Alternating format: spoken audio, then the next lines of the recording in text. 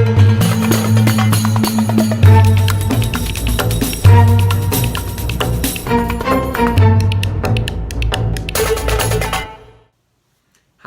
my name is Kevin Fernandez and welcome to my channel, Gamers Genie. Today, we're going to learn how to play the fossilized tile placement game, Fossilis. This 2 to 5 player game designed by David Diaz and published by Kids Table Board Game, who is also helping to sponsor this video.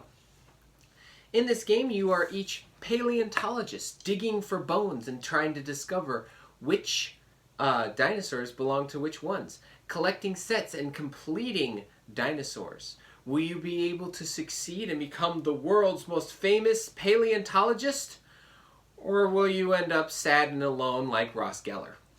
Find out as we go to the table and learn how to play Fossilis. Set aside 3 sand tiles, form a face-up discard pile, one of each of the 3 different fragments. So we got the egg, the gold or amber, and we got the footprint right there.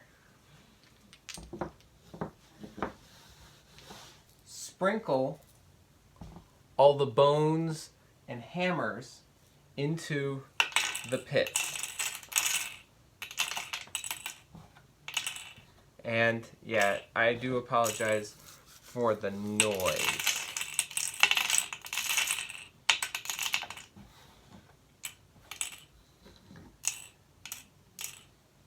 Place the lid onto the dig site. Pick up the board with your thumbs and hold the lid down so that it stays in place. Shake it around gently.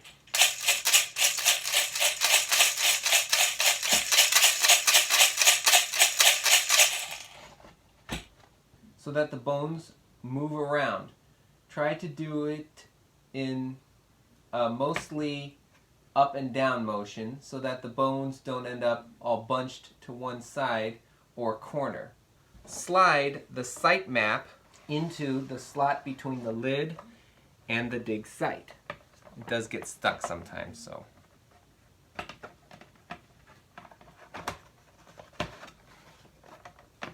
Like so.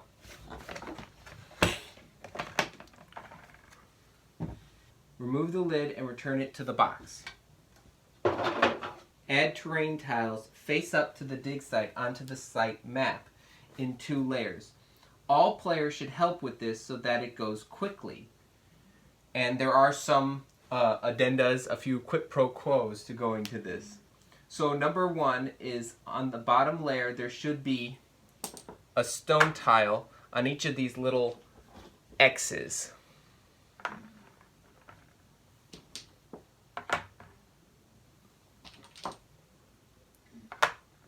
Like so. The rest of the spaces must be clay or sand.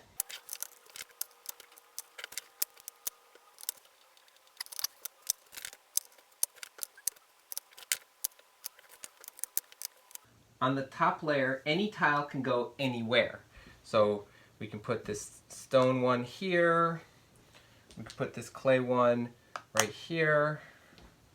We could put this sand one right here.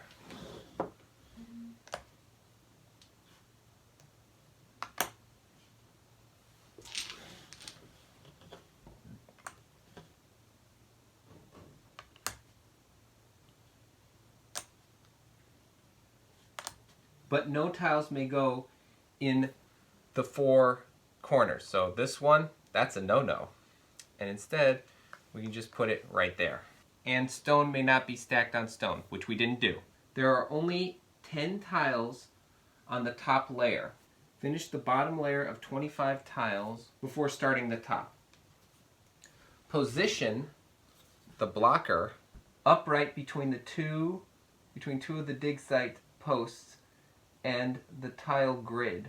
Hold it firmly in place and pull the site map out from underneath the tiles.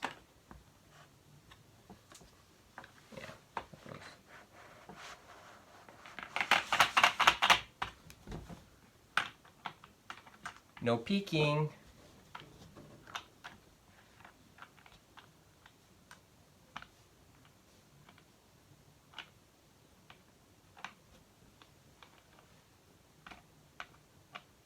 Just got to make sure everything fits nicely. There we go. You may now have a layered dig site where the bones and hammers are dispersed in an unknown pattern. Use the blocker as a player aid. We're going to kind of put that right here. And flip the site map over to form the score track. And we're going to put the score track right there. Draw 9 random skill tokens and place them face up on the display. We're going to put them face down for now because we're just trying to do... Okay, and there's our 9 random skill tokens. And there are a lot more. And we'll just return the rest to the box. Directly aggressive skills feature a symbol like this. It's a little frowny face.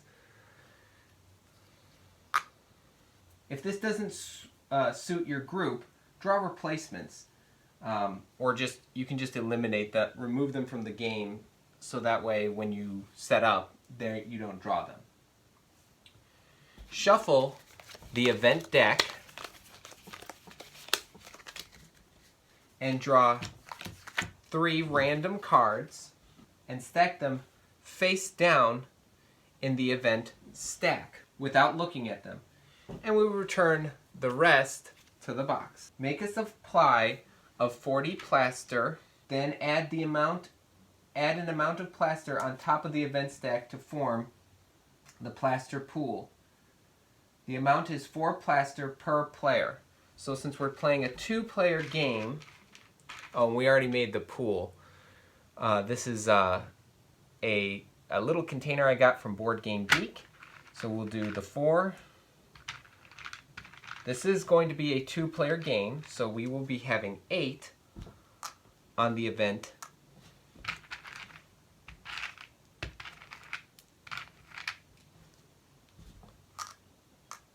Like so. The plaster pool and plaster supply must be kept separate. Keep the tweezers nearby. Shuffle the dinosaur deck. And I'll probably do a better job at shuffling later. Okay, that's pretty shuffled.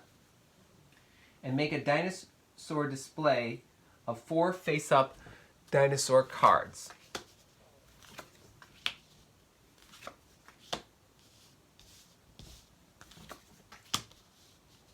Like so. Keep the deck face down nearby.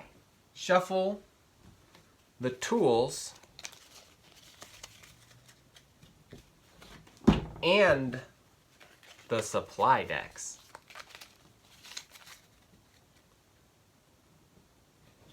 Separately, make a market display of 4 face-up cards, 2 tools. Oh, I can.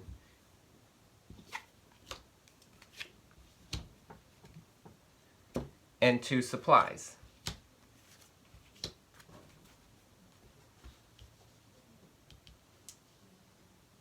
Keep the decks face down nearby.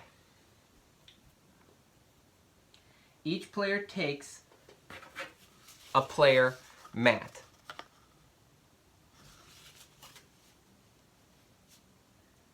And a paleontologist pawn of their color and places the score marker of their color near the score track. So for this game, I'm going to be this purple player, and Jordan always picks the blue, so she'll be the blue player. Which means I'll take the purple pawn, she'll take the blue pawn, I'll take the purple score marker, and she'll take the blue one. And you just place that near the score track. pick a starting player and give them the starting player token. So I think I'll be the starting player. Because in reverse turn order, players place their pawns onto a corner tile. So Jordan would have to put hers first, and I get to put mine second. We're going to kind of put our meeples there just so you guys can see it better. Pawns may not share a tile. In a 5-player game, only a player may choose a center tile. So you can only go in the center of the board if we're playing a 5-player game. Since we are not playing a 5-player game, we can only start on one of the 4 corners. And that completes the setup. Now you're ready to begin. The game proceeds in clockwise order, beginning with the starting player. Play continues until the end game is triggered. Then the current round is finished and each player gets one more turn. The player with the highest score will win the game. On your turn, you will have 3 steps. The first is you spend energy. You can spend 4 energy to take an action. On each of your turn, you start with 4, as I said previously, which you will spend to perform actions. Most actions cost 1 energy, but a few of them cost more. You may perform actions in any combination, in any order, and any number of times, as long as you have the energy to spend. You do not have to spend all of your energy. Any unspent energy is lost. There's no rolling over. You may also use tool cards on your turn if you have any to carry out their functions. So, like this chisel. Using tool cards does not cost any energy. You can take 1 plaster from the plaster pool, not from the supply. Keep all your plaster you gain in the storage mat area. If the plaster pool runs out during your turn, it will trigger the next event at the end of your turn. If you get any plaster on your turn and the plaster pool runs out for any reason, take 1 from the supply instead. You can also move by moving your pawn up 2 spaces in the dig site. With each space of movement, your pawn may move orthogonally or diagonally to an adjacent tile. Your pawn may pass through other pawns but may not end on the same space as theirs. There is no extra cost to move up or down a layer tile. So this costs no extra energy, and neither does this. Your pawn may get pushed off the dig site during play. To climb back on, place your pawn on an unoccupied tile along the same edge. So let's say I fell off here. I can just get back up, climb back up to here. If none of the spaces along the edge have tiles, you must place a sand tile onto the dig site. So if I fell off here and there was no tile here, I just place a sand tile. I can climb right back up. Choose any sand tile you wish from the discard pile over here and place it onto the dig site. If your pawn is off the dig site, and the sand tile must be placed along the same edge of the dig site that your pawn fell off of. If your pawn is on the dig site, you must place the tile orthogonally adjacent to your pawn, not diagonally. You may place another tile, but you may not place a tile to make a stack higher than 2 tiles. And now, how you dig is you just slide 1 terrain tile that is orthogonally adjacent to your pawn, so here, or here, or I can push out. Or slide the tile that your pawn is standing on, so this one right here, on 1 space in any direction you wish. The heavier the tile, the more energy it costs to dig. The sliding tile can be pushed any number of other tiles ahead of it. But only tiles of the same weight or lighter can push it. Stone can push anything, clay can only push clay or sand, and sand can only push sand. So, for example, I can actually push here and get knocked that off because, well, actually, the only thing I can do technically, because I'm pushing sand and clay, I don't think I can do that. So what I can do is I can actually push this tile, I can push this sand tile off, and I get to take it because it fell off. Or, let's say I'm here, I can just push that sand tile off, keep the sand tile. 2 tile stacks may never be pushed. So 2 tile stacks may never be pushed, but the top tile of the stack may be slid or pushed off its stack. So, let me clarify. This can never be pushed because it's too heavy. However, this top sand tile can be pushed off the top first. When you slide or push a tile with a pawn on it, like say this one that Jordan's on, the pawn goes with the tile. If any tile falls off the dig site as a result of your dig action, you get to claim that tile. So this tile right here I just claimed. Tiles have fragments on them that you can spend to buy cards from the market. If any pawn falls off the dig site, including your own, which can happen, if you dig the tile you're standing on, that pawn must stay off the dig site on the side that they fell off and then get back on.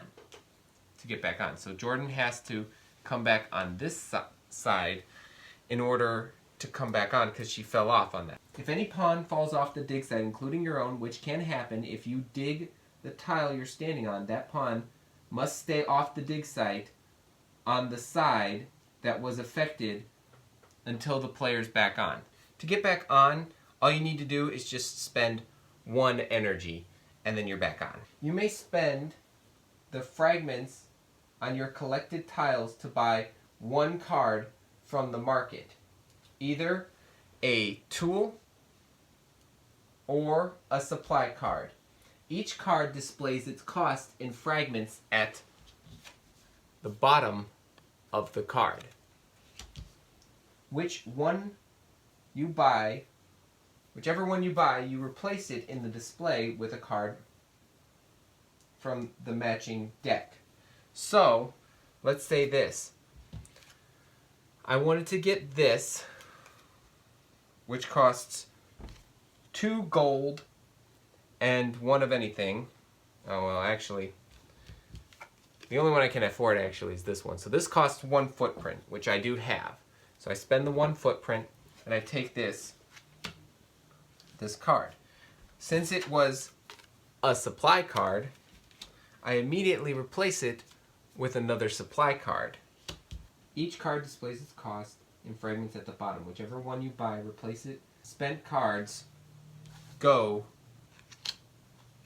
to the discard pile, which we'll put it right here. So if I spent that, it goes to that discard pile. If you are forced to overpay for a card because of how your fragments are split up on your tile, you do not get change. So let's say I wanted to get this card, but I only have this tile to pay for it. I don't get to still use these 2. They're lost forever, but I still get this card. So choose wisely on how you're going to spend your tiles. Tools are action cards that you can save to use during the action step of a future turn, but not on this turn, as the action step of your turn is already over. They also may provide end game points. When you gain a tool, keep it face up. So this is 3 of anything. I'll just spend this. I keep the tool face up. I'll just keep it face up behind off camera. And what the heavy chisel says is I can slide 1 stone tile 2 spaces in 1 direction or 2 stone tiles in 1 space each. When you gain a tool, keep it face up to show that it hasn't been used yet. Each tool card describes its effect. supplies gain you some combination of plaster, bones, and endgame points. So, as an example, this one, if you have 2 fossilized eggs, will get you a bone to count towards one of your dinosaurs. And I'm just going to put that back into the supply. This card will get you some victory points for the end of the game, and that'll cost you some gold and 1 of anything. This will get you 3 plaster, and this card will get you both victory points and plaster. Take any plaster immediately from the pool or the supply if the pool runs out, triggering an event as normal. Flip the card face down unless it grants you a bone. It does not. If the card grants you a bone, keep the card face up beside your mat. Treat the card as if it were a bone in your storage. So, if I had this card, I'd put it in my storage and treat it like it was a bone. If there happens to be a bone matching the one shown on the card in the discard pile, flip the card face down, and then you would take it from the discard pile. As it would seem to take us forever to try to find a bone that matches that. So, if you saw a bone like this or any other card that you would happen to have in the discard pile, you would just use that instead of the card. It's just a little easier to manage that way. And now, if there isn't a dinosaur card currently in your lab, and you have at least one of the required bones of a displayed dinosaur in your storage, you may claim that dinosaur from the display into your lab.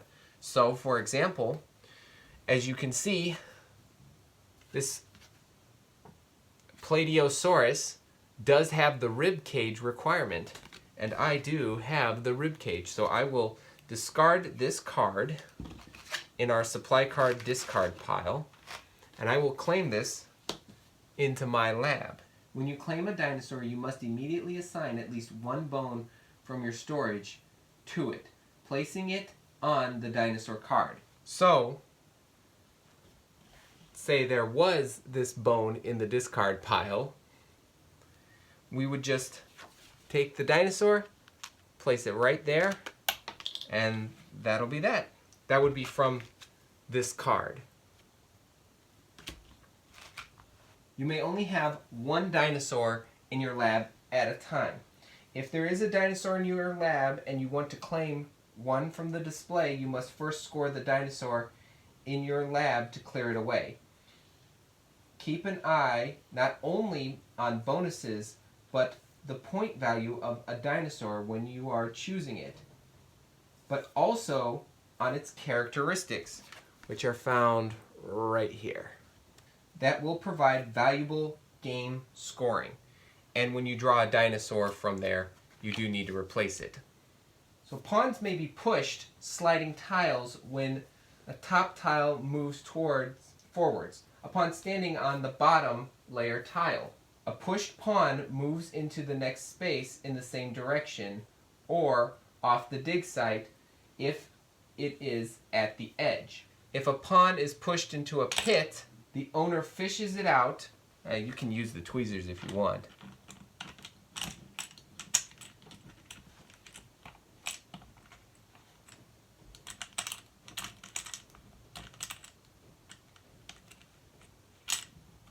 Oh.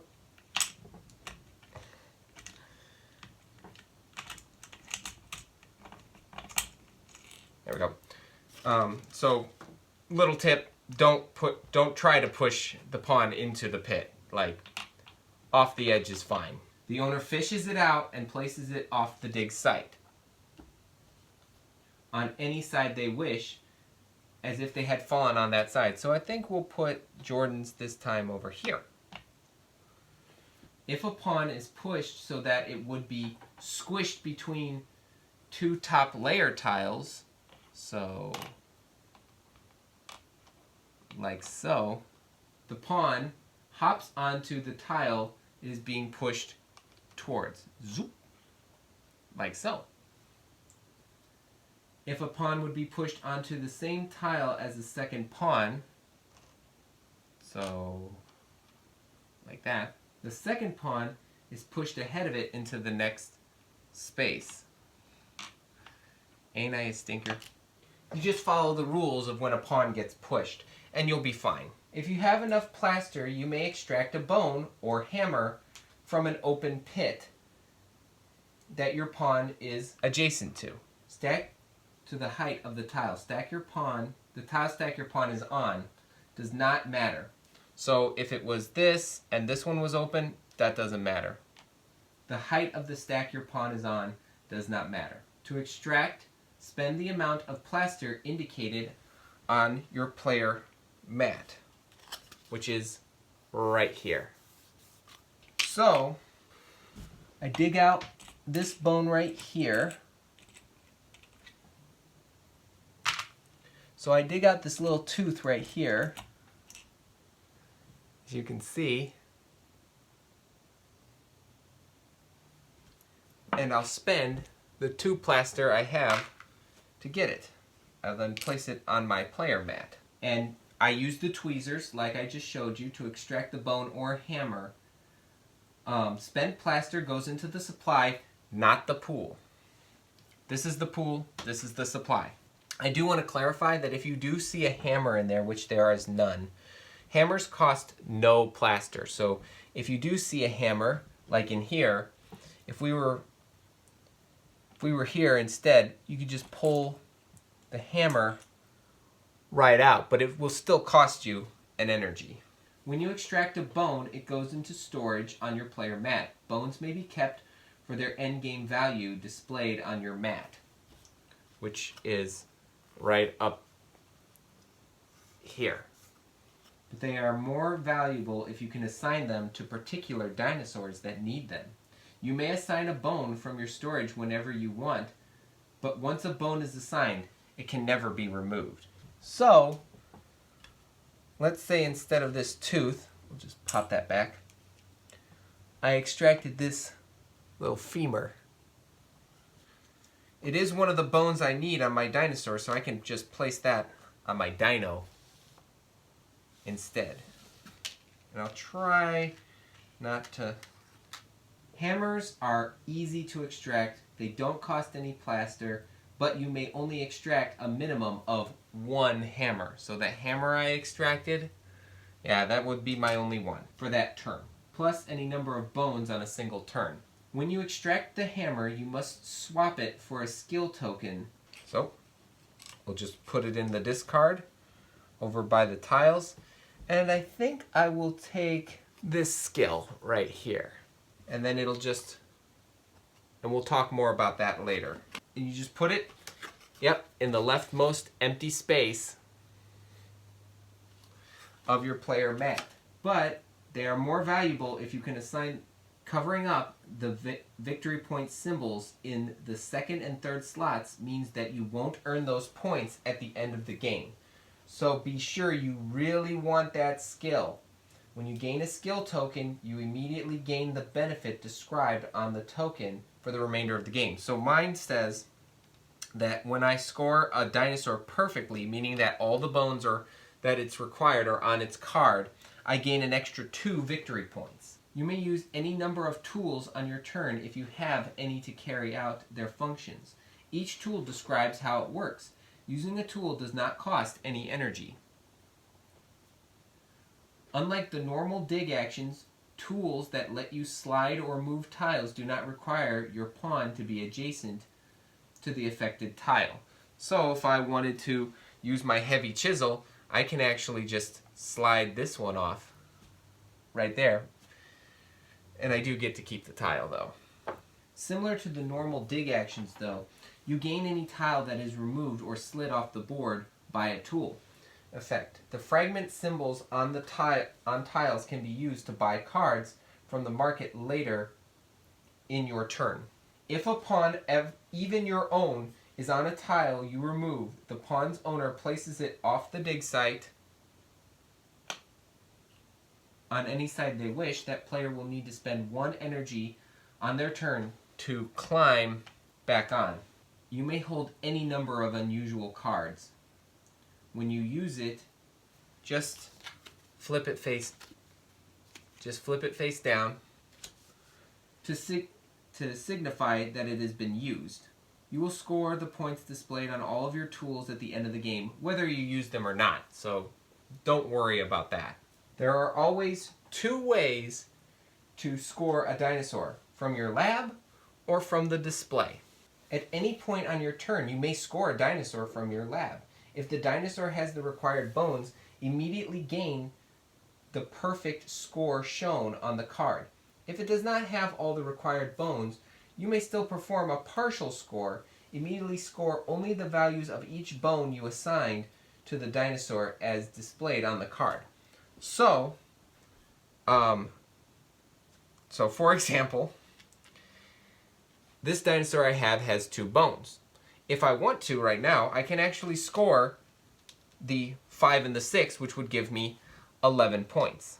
And I would just move my marker to the 11 score spot. However, if I had it completely, and for the sake of this video, let's say I did have all the bones that I needed, I would then get 22 points plus, because of my skill tile token, I'm just pointing this out, I get an extra 2 points, and this will then go into this card will then be flipped face down and go into my storage. And the bones I used will be discarded. However, in this video, I did not score the perfect score, so I just get the 11. But I could also just score 5 as well. Each card tells you a different number of scoring depending on how many bones you have on it.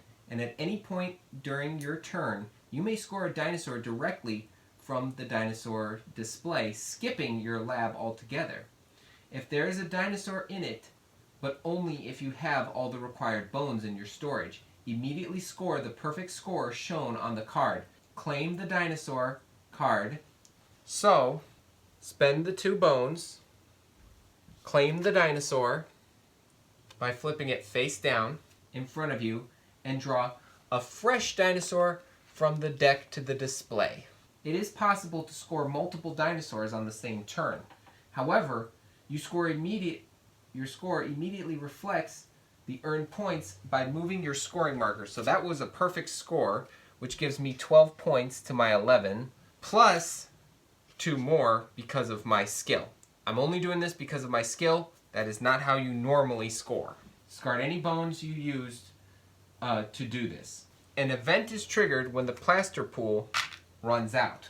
Give the event card still face down to the active player until the end of their turn. So if it ran out on my turn, I get the card.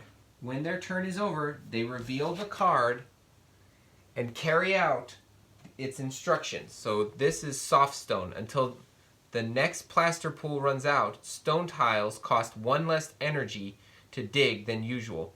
Keep this near the dig site as a reminder. So we will do that. We'll keep that near the dig site as a reminder. And then it's the same thing. 4, 2, 3, 4. Place the 4 plaster. Place the 8 plaster in there and refill it. After the event is resolved, replenish the plaster pool from the supply with 4 plaster per player. This replenishment does happen after the 3rd event card is resolved, meaning that after the 3rd event, there will be one final plaster pool before the end game is triggered. There will be 4 full plaster pools totaled over the course of the game. Once the 4th and final plaster pool runs out, finish the current round. Use the start player marker to figure out where this needs to end. Then play one last round so that each player gets 1 final turn. Then the game ends and final score is calculated. Any plaster gained after the final pool runs out is taken from the supply. You will likely have gained some points during the game, mostly from scoring dinosaurs. Now you score the categories in order and add to your final score. So the steps are, number 1, final dinosaurs. If there is a dinosaur remaining in your lab, you score it now, partially or perfectly, whichever you can manage. You may add needed bones to it now from your storage, if you have them. Number 2, empty skill slots. I have 2, so I get 6 points. Number 3, skill scores. Some skills grant points at the end of the game. Just to add a little bit of realism. Leftover bones. Some leftover bones in your storage are worth points as displayed on your mat, which is right here. So, a tooth is worth 2 points, a normal bone is worth 2 points, a rib cage is 3, a hip bone is worth 4, a skull is worth 12, and that's all skulls are ever used for. Skulls aren't needed by any dinosaur, so this is the only time that they'll give you points. You score leftover plaster by you just gain 1 point for every 2 plaster you still hold, ignoring remainders. Reveal all your tools and supply cards that you purchased throughout the game. Many tool cards, whether they were used or not, and supply cards award points. You score them now. This one I had grants 2. We already scored that, but this tool definitely adds 2, which I will add that now. Characteristic sets, which is, like I said, right here. Reveal your collection of scored dinosaurs for each characteristic that you have. At least 3 of. Score its displayed value. So, for example, a set of bipeds is worth 5 points. And that symbol is 2 footprints in the ground. You also score for having a variety. If you have at least 1 of all 9 characteristics in your dinosaur collection, score 12 points. And finally, majorities as the final step of scoring. Go through each characteristic one by one and compare your collections. For each of the 9 characteristics, the single player with the most of that symbol gets 3 points. If there is a tie for most in a category, nobody scores for that category. Once the final scoring is complete, the player with the most points wins. In the event of a tie, the tied player with the most dinosaurs in their collection wins. If that's also a tie, the tied players share the victory. And that's all you need to know to play Fossilis. If you have any questions about this game, please put them in the comments below, and I'll get to them as soon as I possibly can. If you enjoyed this video, please give it a like, hit that subscribe button, and ring the notification bell to be notified for videos just like this.